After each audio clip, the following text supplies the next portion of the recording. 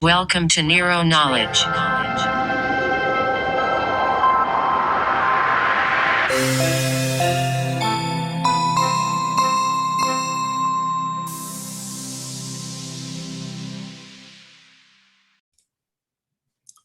Hello, everyone. Welcome back to NIRO Knowledge. With a long hiatus, we are jumping back, thankfully, with a guest.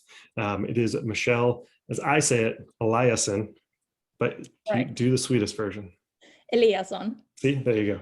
So I had to make sure she said it her way because that's the proper way. So for those Swedes that actually do listen to the show, I have somebody for you here today. So Michelle, you are a PhD candidate or graduate at this point?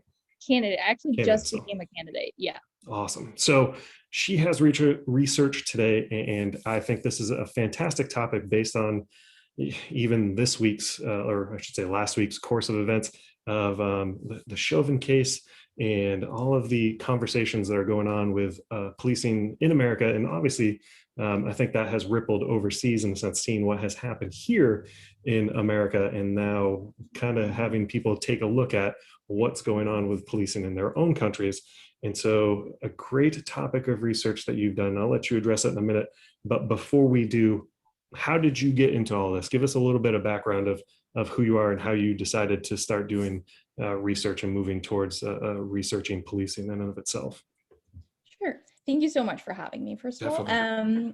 So yeah, I was born and raised in Sweden. I moved here to the US to kind of pursue my graduate studies. And I'm right now at University of Florida here in Gainesville, Florida. I got my bachelor's degree in criminology and sociology from Lund University. So I tend to kind of explain myself as a hybrid between a sociologist and a criminologist, because I kind of do a little bit of both in my work. My scholarly interest varies a little bit, but I would say that my major areas of interest are victims and victimization, criminal justice professionals, and restorative justice. Those are kind of the areas that I dabble in, I would say, as a new scholar. So I haven't dabbled, a lot yet, but I'm still learning and trying. Getting the feet wet, so to speak. Yeah, exactly. So how did I get involved in this particular area of study, which is related to policing, is much came because I grew up with a dad who was a police officer, actually. So I really never had aspirations to become an academic or do research related to this. I just grew up knowing that I was very interested in anything related to the criminal justice systems. And a little bit later on, I think when I became a late teen, I was interested in victims. And I started volunteering with the local victim services in Sweden, and that's kind of how I got into that interest. And then I enrolled in our bachelor's program in Sweden, where we have to choose our major straight away. So we kind of like choose a specific program. And I chose criminology and sociology just by fluke. Like I tried it and I was like, hey, my dad is a police officer, I'm interested in this, and I got in. And, as education is free in my country, so I thought, hey, let's just try. So I got in, I tried it, and one semester turned into 3. And then there I was with my bachelor's degree. Awesome. And I applied here. Yeah. So I got in here, and then it just, I would say, came like natural to me, because I think I just grew up in this like socialization of policing and, seeing my dad and his coworkers. And I was always very interested by, police culture and perceptions and things like that. So just to get a different perspective on it, how is the police system set up in Sweden? Because here in the US, we have our local municipal police departments for the city. And then sometimes there's then the county level, the state level, the federal level, and sometimes a little bit of everything in between hybrid wise. I know for some European countries, there ends up being basically only 2 tiers in a sense. There's the national, and then maybe if you're big enough, county or local level in some form. How's that work in Sweden? Yeah, so the Swedish police have been through a lot of, I would say, like reorganization recently, but we've always had one police. So we've always had one national police, no local police or state police or anything like that. It's always one national police. And then obviously we have a military, but it's not an active military in my country. So we only have one police. That I think of as currently the police is one organization. However, it's directed into little by organizations that kind of handles different regions in Sweden. Mhm. So that's kind of how it's structured. But technically they could be anybody from the north can go and enact any kind of warrant or arrest down in the southern part of the nation, and it's all fair game at that point in a sense. Yeah, they could. However, I think due to it's kind of basically, the economy and prices of things, they would normally send a warrant to, a police officer in the south, and they would go and handle it. But it's one A little organization. easier. Yeah, right. Yeah. Geographically, obviously, you can't make that trip all the time, maybe, but yeah. Sweden is not as big as the US, but we are, it takes a couple hours from it's a little travel. Yeah. But yeah, so that's good. I mean, being nationalized, obviously, it's a lot easier than to implement certain programs, I would think, in terms of so a lot of what we talk about on the show, as you're aware, is evidence-based policing and having some strategies involved as well in that realm.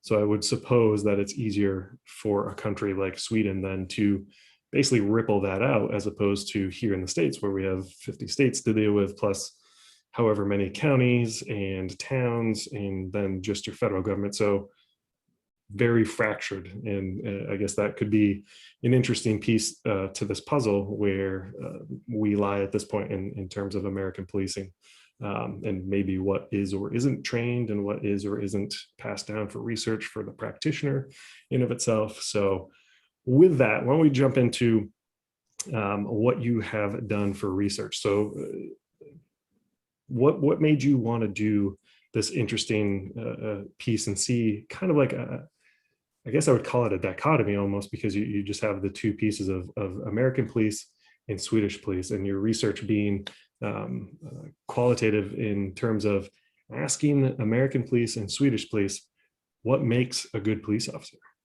I think that's fantastic, because as I mentioned to you beforehand, that is a piece seemingly that is lost in this conversation, at least in this country, it seems to be at this point, where what to you makes a good one, because to the public, we have plenty of information what makes a good police officer. So how did you get into this? Well, so this paper, this project kind of came out of my master's project, which was that I was in that project, I was looking at police officers' perceptions of victims and victim legitimacy.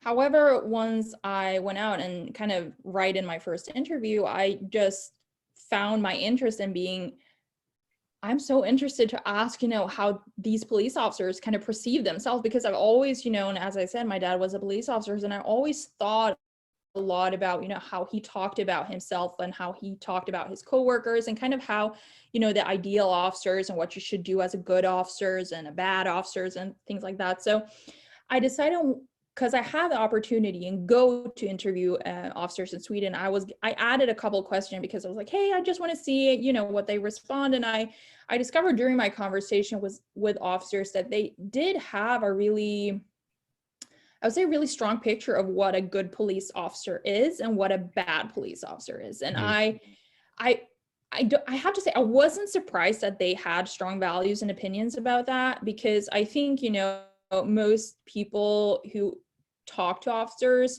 and talk about, situations in the field or, other cases, a lot of police officers have opinion, about the policing. So I thought that, I would probably see a lot of interesting thoughts on how policing should be done. And especially I was expecting more of opinions from older officers, because I think with any, professions, when there is professionals who've been there for a long time or many years, they have strong opinions about how, you should perform your profession, basically. So yeah. I was kind of prepared for that. And, I found some good results, or interesting results, I should say.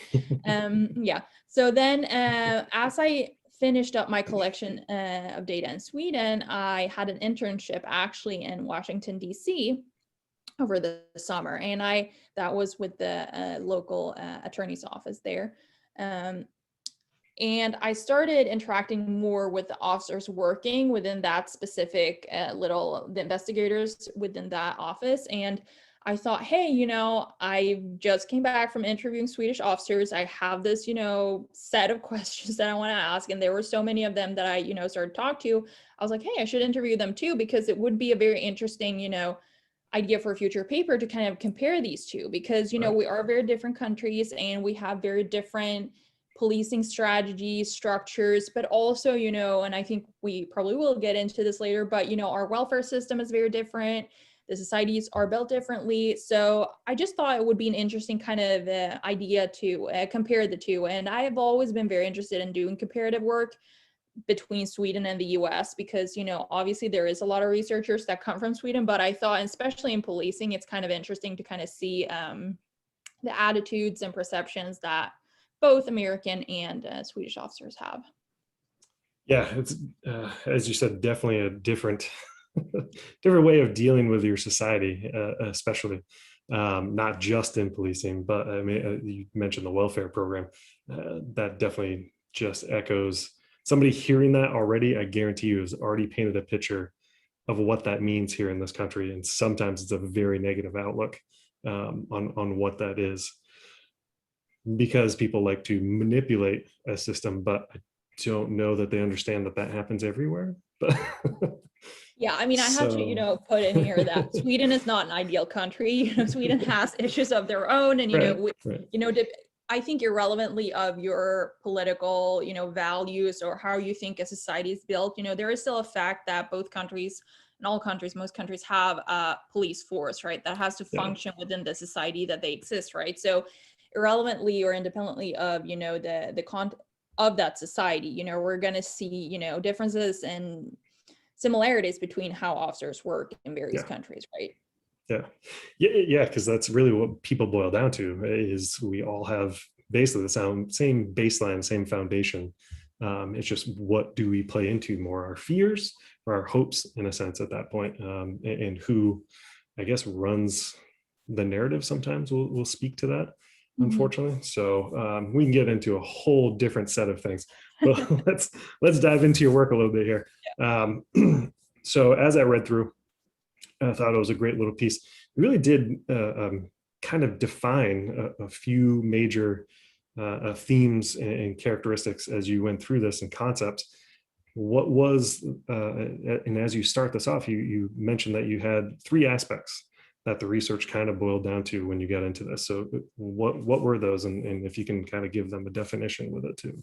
Sure. Yeah. So I think, we can say the overarching findings in my paper kind of allude to that. There are kind of three aspects of how officers kind of describe good and bad policing. And these are three aspects that we can see in both American officers and Swedish officers. And I have to say that, the findings that I'm discussing right now, and I am discussing in this, talk, I can only speak for the sample I have or the study I have. I cannot speak for, every country in Scandinavia or even all the officers in Sweden. I can only base this on the interviews I have. But I did, perform interviews with 27 Swedish officers and 25 American officers. And for qualitative research and for, interviews, that's a pretty good size sample. But basically what I found is that the three major aspects that kind of influence how they talk about good and bad officers are how they manage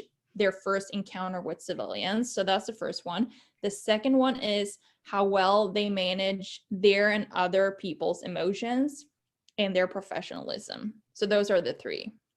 And overall, you can say that American and Swedish officers kind of describe similar characteristics in good and bad policing, which both kind of reflects attributes that are associated with de-escalation tactics. And let me explain that, you situate that a little bit, because when I went into this, I was kind of interested in seeing, because I've done a lot of ride-alongs with police officers here in the US, about, I think, 150 or 200 hours up in DC, because I kind of wanted to see how police officers, work here. Yeah. And also, because every other experience I had prior to coming here to the US was from news media and, social media. So I didn't really, know specifically how the actual work was conducted, right?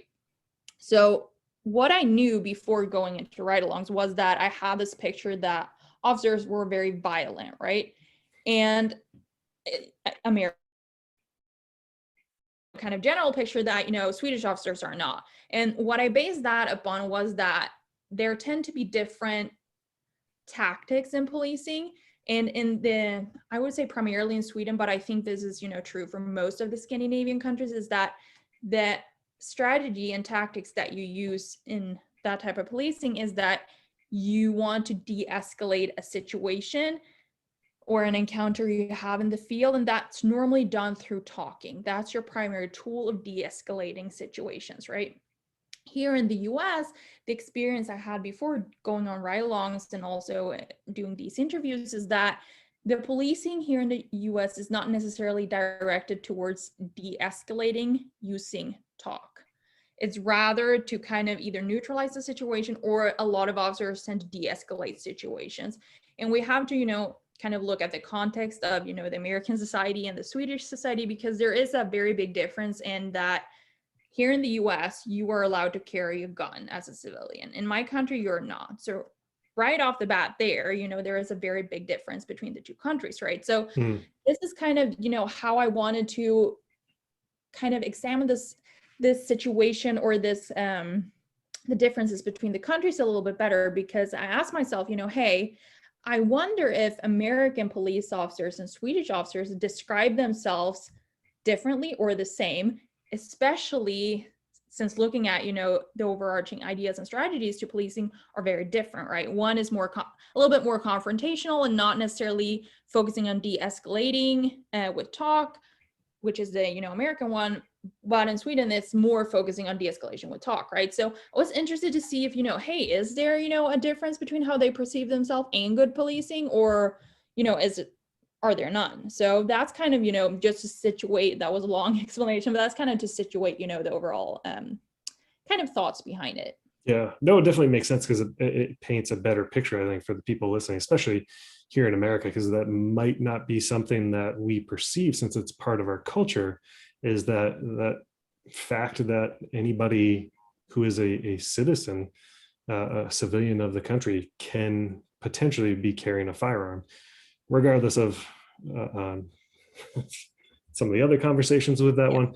But it's a truth, and it's basically, in a sense, that who technically holds the power. So it's an interesting then from here, because while that is almost balanced, because anybody can have one as well as your police, what does it say sometimes to then the Swedish one, in a sense, where you have to probably be careful of maybe what you say to the wrong person in Sweden, who has a similar counterpart here in the States, who's very much a confrontational officer, authoritarian, is really there for the status of carrying a badge and the power it holds, right?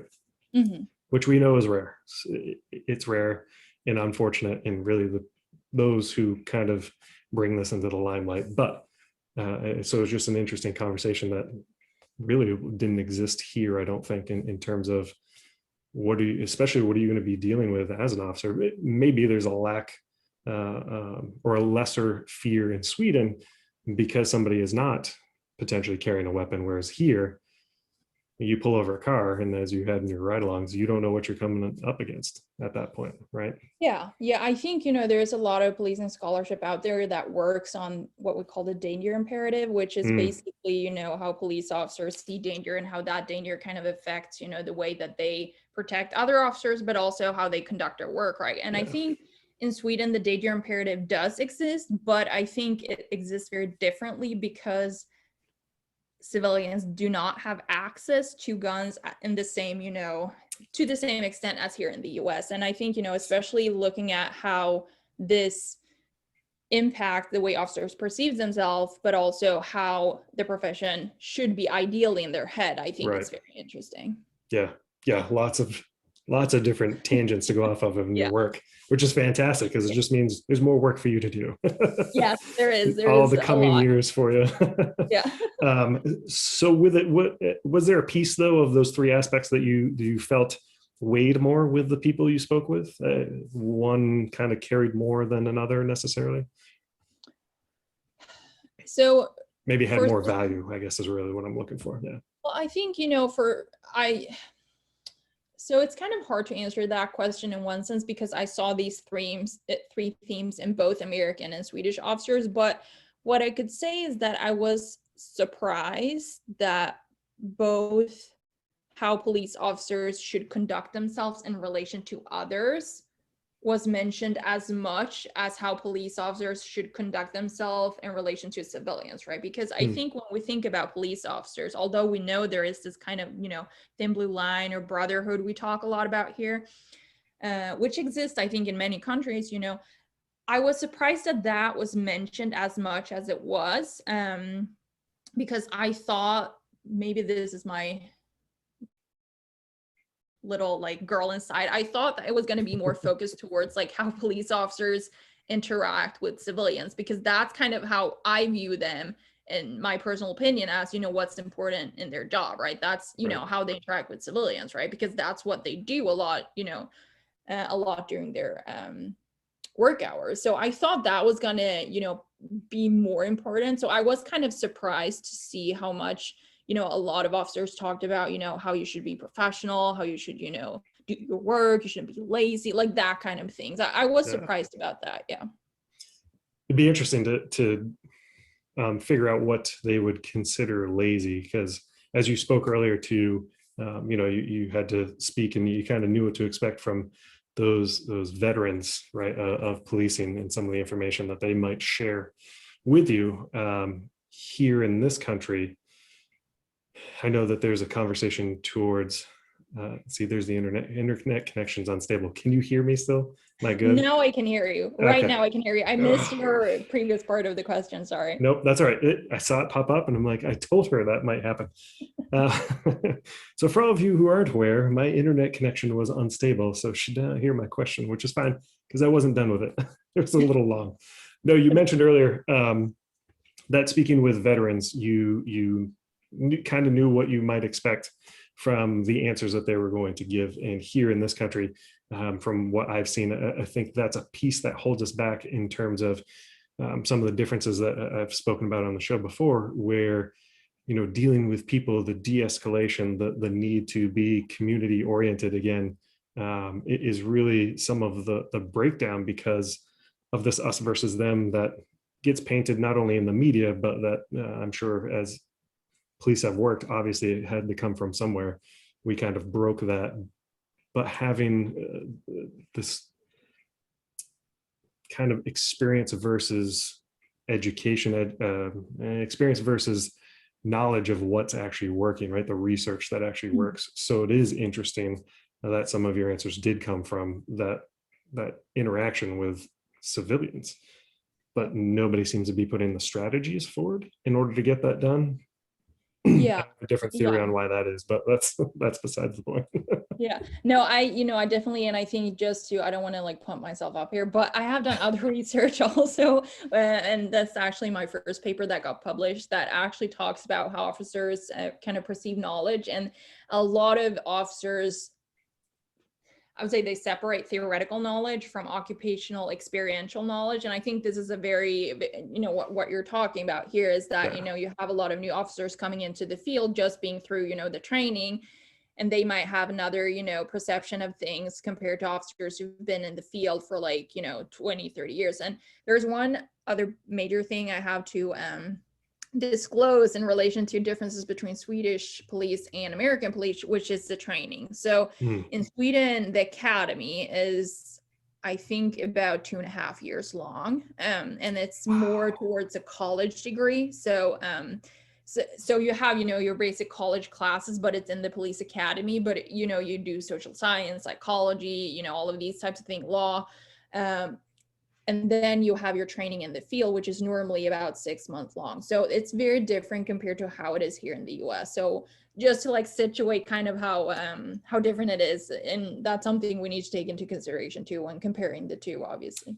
That's pretty good. That's because technically I would say about 6 months long for the most part, 4 to 6 months, depending on where you are here for the training to be a police officer. So similar, it's not fully on the job training, because again, with so much fracturing, you're going to have, places that do things a little bit differently depending on what their goals probably are, their mission in a sense. But that technically that extra 2 years, that would be ideal. Yeah, well, I think, have that understanding, right?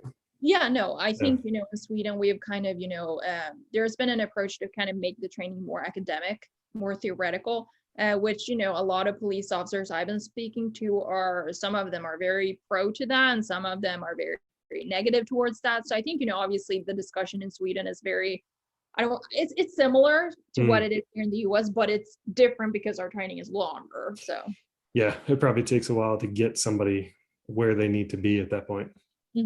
Yeah. Whereas here, sometimes you're down so many people, you need to get them in and trained as fast as you can to get them out on the street to help you out.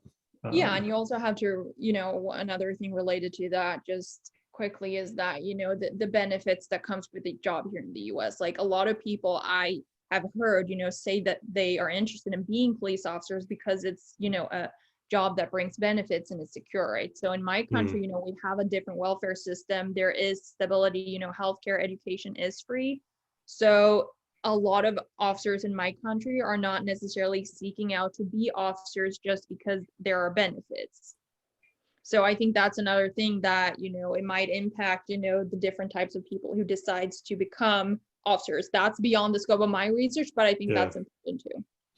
Yeah, well, I think in a sense it speaks to really the mission at that point, right? What is it you want to do, and what is it that department, that agency, that business, that organization, whomever it might be that you're working for, does it align with what it is you want to do and have a passion for it?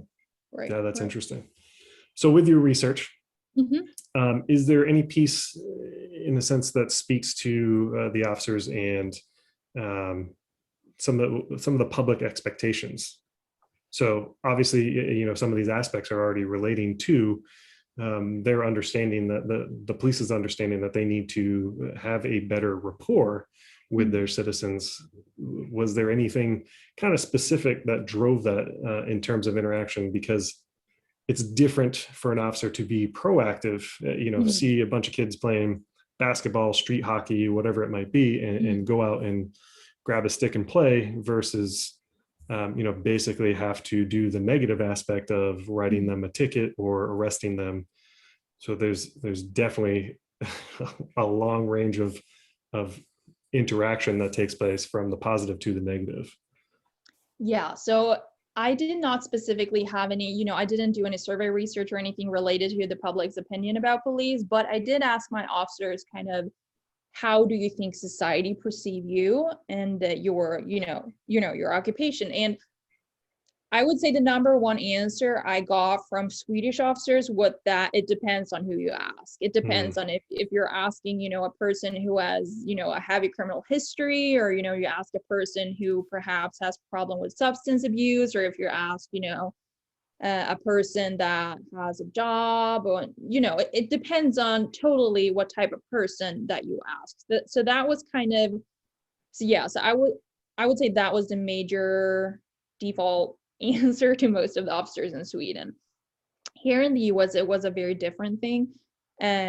Almost all of my officers, when I, asked them, what do you think, what society thinks of you and your role, like, and kind of this ties into kind of the biggest challenges that I would perceive that officers here in the US face, is that a lot of officers perceive that it's us versus them, and that they are not liked, and that there's no support for officers. And I think, we can see that a lot with the, social movements right now with, Blue Lives Matters and things like that, that there is this strong perception among police that they're not a part of society. They are a separate group that are being perceived as, people who do bad things only. And I think this was a very different thing, although my research was conducted 2018. So it was prior to COVID, but still, there had been a lot of events here in the US that impacted, perception of police. I could definitely see that there was a big difference in how, police officers describe their, perceptions of, or society's perceptions of them. So, I think, there has been instances in Sweden where there has been behaviors that the police have exhibited that has been put under scrutiny through social media. However, there has been nothing even close to what's going on right here in the US right now. So obviously, you know, we have to take into consideration the very long history of, you know, racism, but also, you know, brutality and use of force. That's something we have to take into consideration when we talk about police in the US versus police in Sweden, because the police history in both countries looks very different. And also, you know, the how society is built and how it works, and, you know, how different populations within each society work.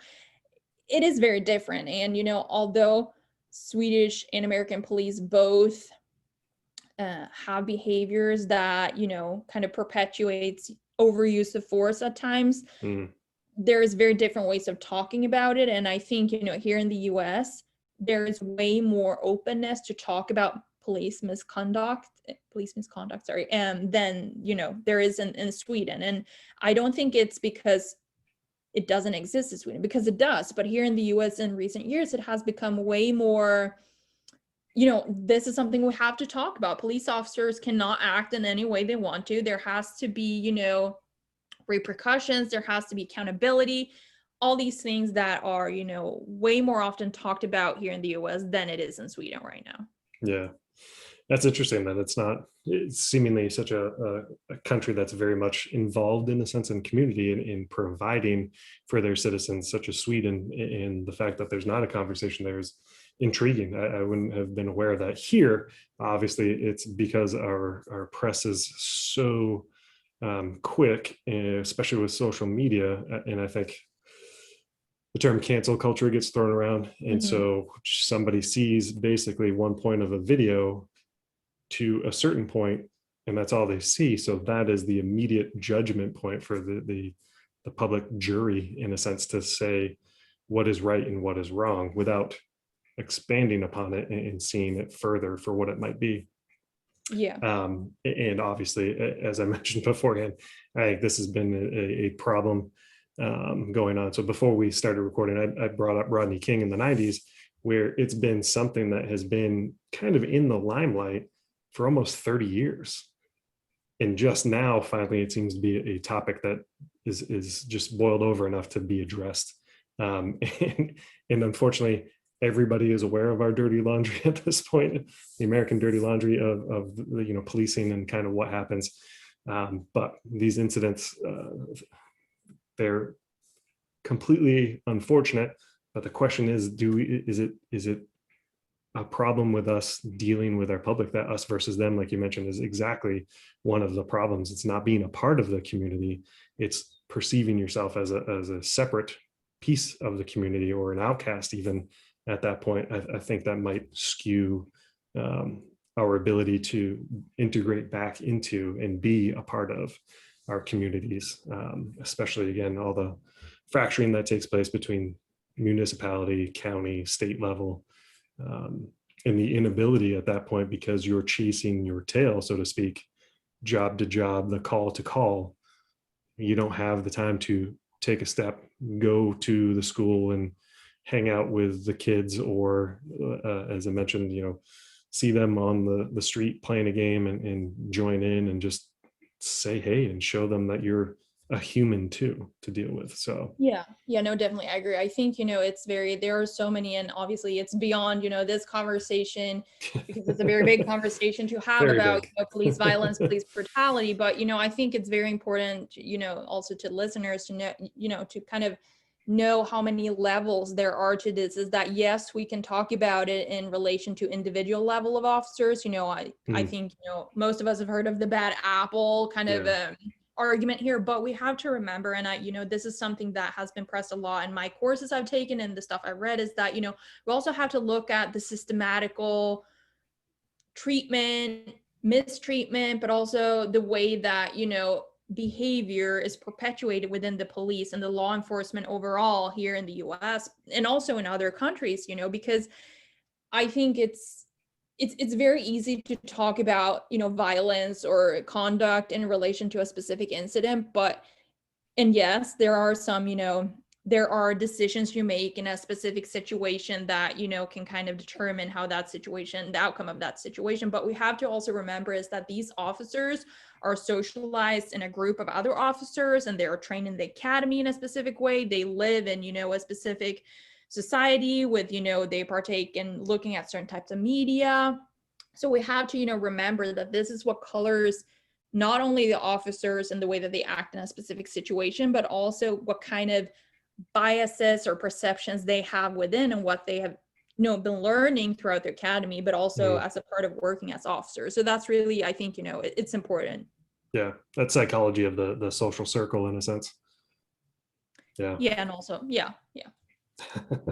Yeah, as you said, so much we could go, right? Yeah. So so let's go down to talk about some of the results. There was the three themes in a sense that you have that came to fruition. What were those as you?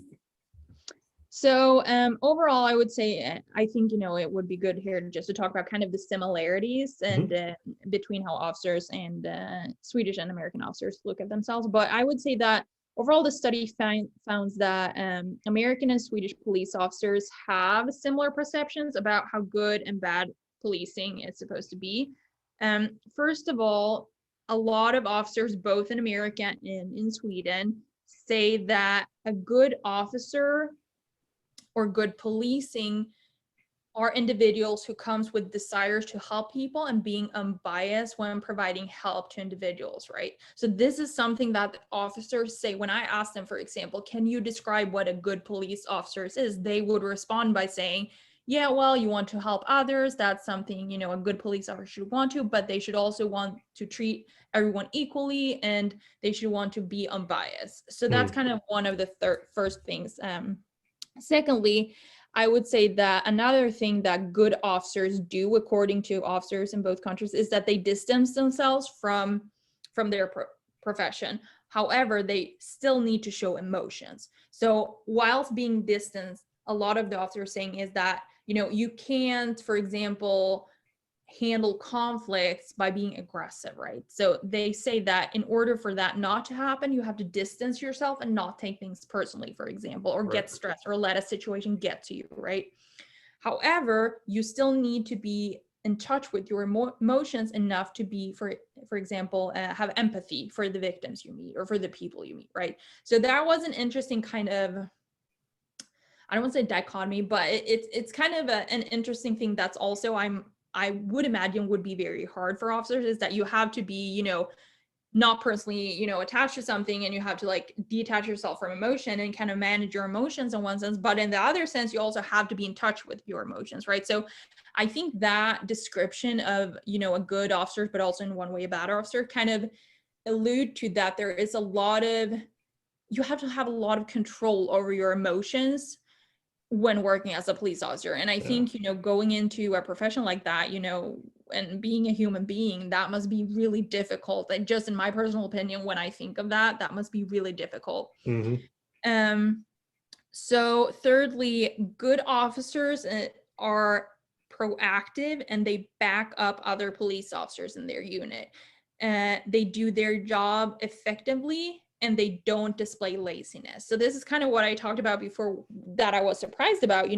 Although I know that this is very important to officers in general, I did not think that this would come up as, a point that they would describe like a good officers, but it was. And I think it's important to kind of understand the overall narrative of how, important, the collegial relationships are, right? Within the organization.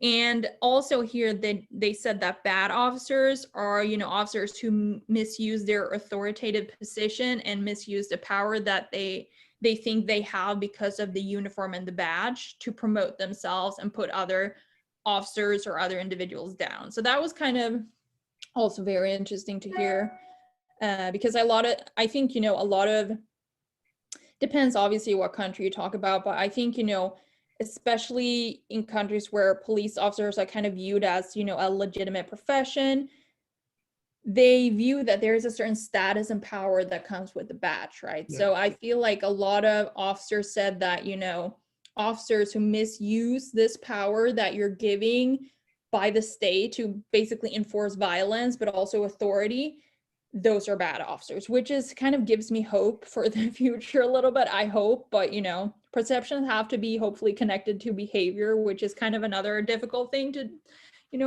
perceive or discuss. But yeah, that was interesting. Well, I think that along that part, what at least the American public doesn't get to see or may not see enough of is an officer speaking out against that, right? And the understanding that that's there. And so some of those few bad apples in the sense that are there, and it being seen, I had a professor for criminal justice, and one of the best things he kind of laid out for me years ago was he asked the question, what is law? And, we tried to give some of these textbook definitions, and really he kind of looked at us all and he's like, really, law is the minimum standard by which to live, right? Mm-hmm. And so some of these rules and regulations that they have there, technically it's really easy to just live in a society because these laws, for the most part, are pretty darn simple. And so within that culture, you would figure that it would be the same thing just to get by. But when somebody breaks that, your job as an officer is supposed to, enforce something at that point. And you would figure the same thing internally would be the case. But here in this country, outside of conspiracy theories and everything else people do, I don't think they see that person enough who comes out and says something against what has been done to kind of hold to that more higher moral standard to kind of root out, I think, some of what that you just mentioned is being a bad officer. Those people who take that power for granted at that point. So it'd be interesting. I don't know if that will be something that we see more of as this change takes place. I mean, especially with the Derek Chauvin trial that just happened, and what's going to be some of this change, especially with the fact that this research you have started on is what is a good versus a bad cop from police themselves. So the fact that some of these are the same as what the public would perceive is interesting. Will it be something that they uphold and go through and stick with to make sure that everybody's held in the same light in a sense? So it'd be interesting. Yeah, no, I agree. I think definitely I agree. I think, what's kind of, I don't want to say the limitations, but it is a limitation obviously of the paper in the sense is that, I can't predict behavior obviously. Right. And I think, it's important to note that, in this paper, I'm only talking about how officers perceive, the ideal officer. And, I think there has to be a conversation obviously about how perception leads to behavior, right? Because the truth is that there is a lot of misconduct. There is a lot of systematical, brutality towards, non-whites out there here in the US and other countries. And, probably some of the officers I've met have done, have had some sort of misconduct or done, have made decisions that, are not good, quote unquote, or that kind of perpetuates violence, but still they have these perceptions of what an ideal officer should be, right? So right. I think there is a lot here to unravel and kind of continue to study on and talk about, but I think it's still interesting here, and I would say that that's like my major takeaway from the paper here is that although having different types of schooling, like educational wise, but also different types of schooling in terms of tactics, strategies, and also different cultures, both groups of police officers still had similar ways of describing what a good officer is. Yes, there were some minor differences, but for example, the American officers here did not describe, a good officer as, a military soldier who is harassing everyone. Like that's not how they describe the ideal officer. So we still have to remember that, there is a certain perception of kind of what a decent police officer should be. And however, when we get into the field and we see that this behavior is not conducted, there is, what makes a police officers who have a clear idea of what a good officer is not act that way in the field. That's kind of where we need to, dig in our heels and kind of really understand what is going on.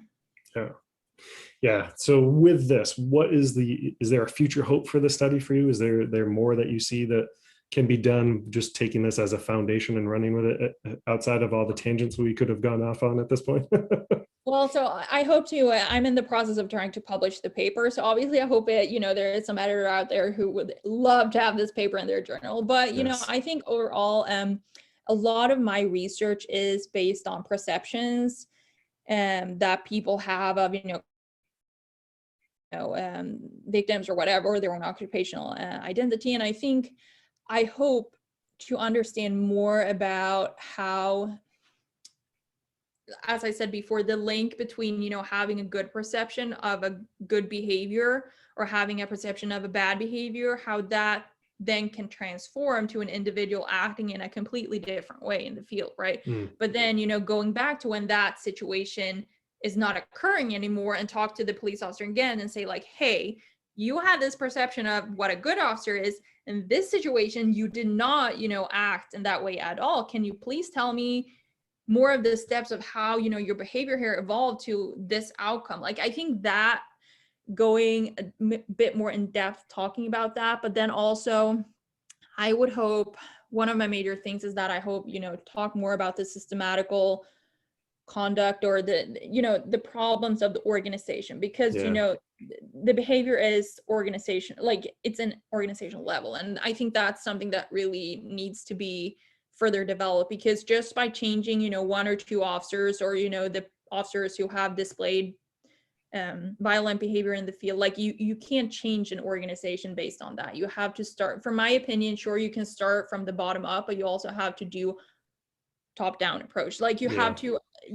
address it in both ends. And I don't have a definitive answer how we should reform or how we should abolish the American police. Like I don't have that, but I do think that we can look at various countries and see how they how their police officer work and function. And I think we can take parts of that and try it here in America. I think there is a way forward, but there has to be a lot of thought put into how the future of policing, in whatever form it comes, are going to function, and the bureaucracy that is attached to it. Yeah. Well, that's one of the things I think America tends to do best, is just take things from everywhere and just put it together, right?